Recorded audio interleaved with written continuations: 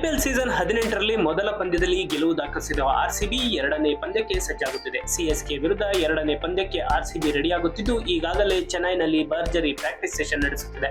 ಇನ್ನು ಮೊದಲ ಪಂದ್ಯದ ಗೆಲುವಿನ ಜೋಶ್ನಲ್ಲಿ ಎರಡು ತಂಡಗಳು ಇದ್ದು ಎರಡು ತಂಡಗಳು ಹೆಚ್ಚಿನ ಬದಲಾವಣೆ ಮಾಡೋದು ಬಹುತೇಕ ಕಮ್ಮಿ. ಇನ್ನು ಚೆಪಾಕ್ ಸ್ಟೇಡಿಯಂನಲ್ಲಿ ಸ್ಪಿನ್ನರ್ಗಳ ಸ್ವರ್ಗವಾಗಿದ್ದು ಇದೀಗ ಎರಡೂ ತಂಡಗಳು ಮ್ಯಾಚ್ಗಾಗಿ ರಣನೀತಿಯನ್ನು ರೂಪಿಸುತ್ತಿದೆ.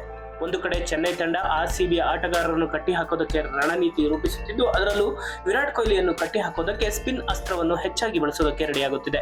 ಹೌದು, Virat spin bowling strike rate ಕಡಿಮೆ ಇದ್ದು ಸ್ಪಿನ್ನರ್ ಮೂಲಕ ವಿರಾಟ್ ಕೊಹ್ಲಿಯನ್ನು ಕಟ್ಟಿ ಹಾಕೋದಕ್ಕೆ ರಣರೀತಿಯನ್ನು ರೂಪಿಸುತ್ತಿದೆ. ಇನ್ನು ವಿರಾಟ್ ಸ್ಪಿನ್ನರ್ಗಳಿಗೆ ಆಡೋದಕ್ಕೆ ಪರದಾಡುತ್ತಾರೆ. ಆದರೆ ಸದ್ಯ ಕಳೆದ ಐಪಿಎಲ್ ಸೀಸನ್ ನಲ್ಲಿ ಸ್ಪಿನ್ನರ್ಗಳ ವಿರುದ್ಧ ಅಬ್ಬರಿಸಿದ್ದಾರೆ. ಕಳೆದ ಸೀಸನ್ ನಲ್ಲಿ 13 ಪಂದ್ಯಗಳಿಂದ ಸ್ಪಿನ್ನರ್ಗಳ ವಿರುದ್ಧ 140ರ ಸ್ಟ್ರೈಕ್ ರೇಟ್ ನಲ್ಲಿ 250ಕ್ಕೂ ಅಧಿಕ ರನ್ ಅನ್ನು ಗಳಿಸಿದ್ದಾರೆ. ಹೀಗಾಗಿ ವಿರಾಟ್ ಸ್ಪಿನ್ನರ್ಗಳಿಗೆ ಚೆನ್ನೈ ವಿರುದ್ಧ ಯಾವ ರೀತಿ ಆಡಲಿದ್ದಾರೆ ಅನ್ನೋ ಕುತೂಹಲ ಎಲ್ಲರಲ್ಲೂ ಮನೆ ಮಾಡಿದೆ.